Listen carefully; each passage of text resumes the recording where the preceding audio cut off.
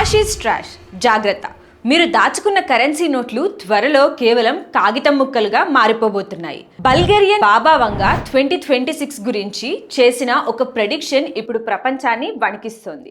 వచ్చే ఏడాది global banking system కుప్పకూలి తీవ్రమైన నగదు కొరత ఏర్పడుతుందట. ఆ టైంలో మిమ్మల్ని కాపాడేది బంగారం, వెండి మరియు రాగి. ఈ మెటల్స్ వార్లో గెలిచేది ఎవరో తెలుసా? ప్రస్తుతం బంగారం ధరలు చూసి షాక్ అవుతున్నారా? అయితే ఆగండి.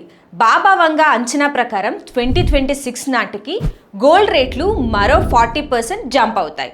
అంటే ఇండియాలో 10 గ్రాముల తులం బంగారం 2,11,000 నుండి 2,40,000 వరకు వెళ్ళొచ్చని మార్కెట్ టాక్. ఇక వెండి పరిస్థితి ఇంకా క్రేజీగా ఉంది. Rich dad poor dad author Robert Kiyosaki క్లియర్గా చెబుతున్నారు, silver is the best investment right now. ఆయన అంచనా ప్రకారం వెండి ఔన్స్కు $200 చేరుతుంది. అంటే ఇండియాలో కిలో వెండి 4 లక్షల మార్కును ఈజీగా దాటేస్తుంది.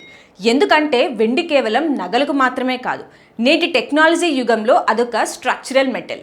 కానీ ఈ మొత్తం కథలో అసలైన గేమ్ చేంజర్ బంగారం కాదు, రాగి. బాబా వంగా ఏనాడో చెప్పింది రాగి ప్రపంచాన్ని శాసిస్తుందని. ఇది వినడానికి వింతగా ఉన్నా నేటి ఏఐ అండ్ ఈవీ విప్లవం చూస్తే ఇది నిజమనిపిస్తోంది. ఒక ఎలక్ట్రికల్ కార్ తయారీకి సాధారణ కార్ కంటే 4 రెట్లు ఎక్కువ రాగి కావాలి. ఏఐ డేటా సెంటర్లు, సోలార్ ప్యానెల్స్, రాగి లేనిదే ఇవేవీ సాధ్యం కాదు. అందుకే నిపుణులు రాగిని న్యూ గోల్డ్ అని పిలుస్తున్నారు. 2026 నాటికి రాగి కొరత ఏర్పడితే దాని ధరలు ఇన్వెస్టర్లను కోటీశ్వర్లను చేసేస్తాయి. మీరేం చేయాలి? భవిష్యత్తులో కరెన్సీ కంటే ఈ మెటల్స్కే ఎక్కువ పవర్ ఉంటుందా? బాబా వంగా అంచనాలు 9/11 విషయంలో నిజమయ్యాయి. మరి ఈ మెటల్స్ వార్ విషయంలోనూ నిజమవుతాయా? గుర్తుంచుకోండి, ఈ ఇన్ఫర్మేషన్ మిమ్మల్ని భయపెట్టడానికి కాదు, అలర్ట్ చేయడానికి. స్మార్ట్ ఇన్వెస్టర్లు ఎప్పుడూ క్యాష్తో పాటు ఇలాంటి ఫిజికల్ అసెట్స్లో కూడా కొంత ఇన్వెస్ట్ చేస్తారు. మరి మీరేమంటారు?